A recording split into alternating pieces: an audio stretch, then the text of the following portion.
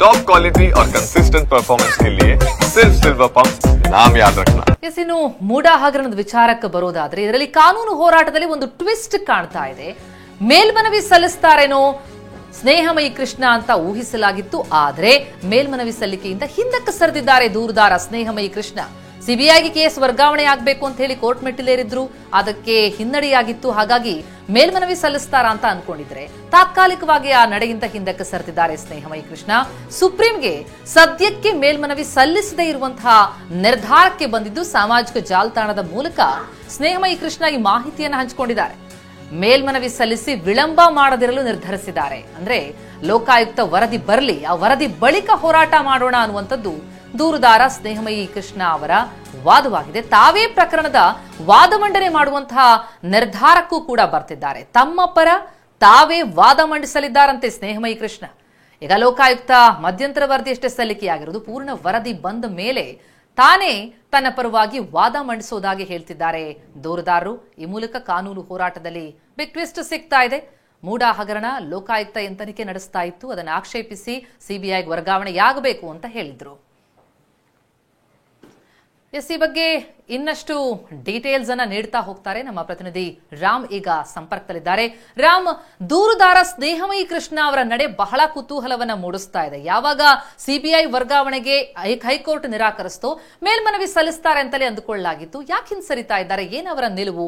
ಅವ್ರ ಪರವಾಗಿ ಅವರೇ ವಾದ ಮಾಡ್ತಾರೆ ಅಂತಂದ್ರೆ ಅವರ ನಿಲುವಿನ ಬಗ್ಗೆ ಏನೇನ್ ಡೀಟೇಲ್ಸ್ಗಳು, ಅಪ್ಡೇಟ್ಸ್ ಲಭ್ಯ ಆಗ್ತಾ ಇದೆ?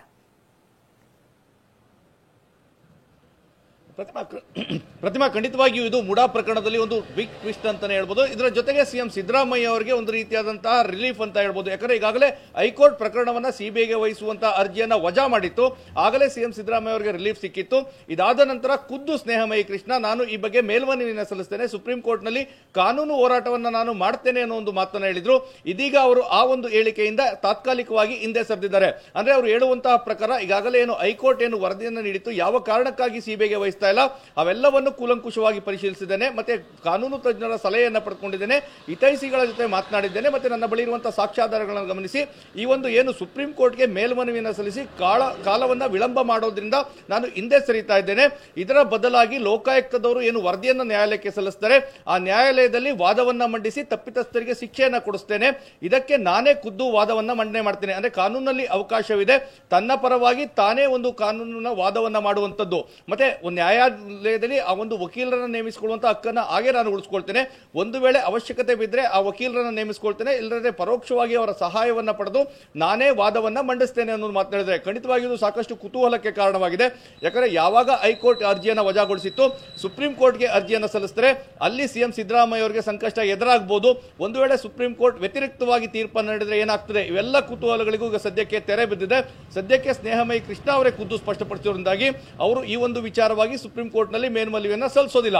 ಜೊತೆಗೆ ಲೋಕಾಯುಕ್ತದ ವರದಿ ಬಗ್ಗೆ ತಾವೇ ಏನು ವಾದವನ್ನ ಮಂಡಿಸ್ತೇನೆ ಅಂತ ಹೇಳಿದ್ರೆ ಈಗ ಅದು ಸಾಕಷ್ಟು ಕುತೂಹಲಕ್ಕೆ ಕಾರಣವಾಗಿದೆ. ಯಾಕಂದ್ರೆ ಈ ಹಿಂದೆ ದೂರುದಾರ ಸ್ನೇಹಮಯಿ ಕೃಷ್ಣ ಬೇರೆ ಬೇರೆ ಪ್ರಕರಣಗಳಲ್ಲಿ ತಾವೇ ವಾದವನ್ನ ಮಂಡಿಸಿ ಕೋರ್ಟ್ಗೆ ಮನವರಿಕೆ ಮಾಡುವಂತಹ ಕೆಲಸವನ್ನ ಮಾಡಿಕೊಟ್ಟಿದ್ರು. ಹೀಗಾಗಿ ಈ ಒಂದು ಪ್ರಕರಣದಲ್ಲಿ ಅಂದ್ರೆ ಲೋಕಾಯುಕ್ತದವರು ಏನು ತನಿಖೆಯನ್ನ ಮಾಡಿದ್ದಾರೆ, ಅವರು ಸಂಪೂರ್ಣವಾದಂತಹ ವರದಿಯನ್ನ ನ್ಯಾಯಾಲಯಕ್ಕೆ ಸಲ್ಲಿಸ್ತಾರೆ. ಇದಾದ ನಂತರ ಆ ಸಂಪೂರ್ಣ ಮಾಹಿತಿ, ಯಾಕಂದ್ರೆ ಸ್ನೇಹಮಯಿ ಕೃಷ್ಣ ಅದ್ರ ಬಗ್ಗೆ ಸಾಕಷ್ಟು ಮಾಹಿತಿಗಳನ್ನ ಕಲೆ ಹಾಕಿದ್ದಾರೆ, ಮತ್ತೆ ದಾಖಲೆಗಳನ್ನು ಸಂಗ್ರಹಿಸುವುದರಿಂದಾಗಿ ವಕೀಲರಿಗಿಂತ ಹೆಚ್ಚಾಗಿ ತನಗೆ ಹೆಚ್ಚಿನ ಒಂದು ಮಾಹಿತಿ ಇರೋದ್ರಿಂದಾಗಿ ನ್ಯಾಯಾಲಯಕ್ಕೆ ಮನವರಿಕೆ ಮಾಡಿಕೊಳ್ಳಲಿಕ್ಕೆ ತಾನೇ ಸೂಕ್ತ ವ್ಯಕ್ತಿ ಅಂತೇಳಿ ನಿರ್ಧಾರ ಮಾಡಿ ಈಗ ಈ ಒಂದು ನಿರ್ಧಾರಕ್ಕೆ ಬಂದಿದ್ದಾರೆ. ಹೀಗಾಗಿ ಈ ಒಂದು ಪ್ರಕರಣದಲ್ಲಿ ಈ ಒಂದು ನಿರ್ಧಾರ ಏನಿದೆ ಸಾಕಷ್ಟು ಟ್ವಿಸ್ಟ್ ನ ಜೊತೆಗೆ ಮುಂದೆ ಏನಾಗಬಹುದು ಅನ್ನೋ ಕುತೂಹಲಕ್ಕೂ ಸಹ ಕಾರಣವಾಗಿದೆ.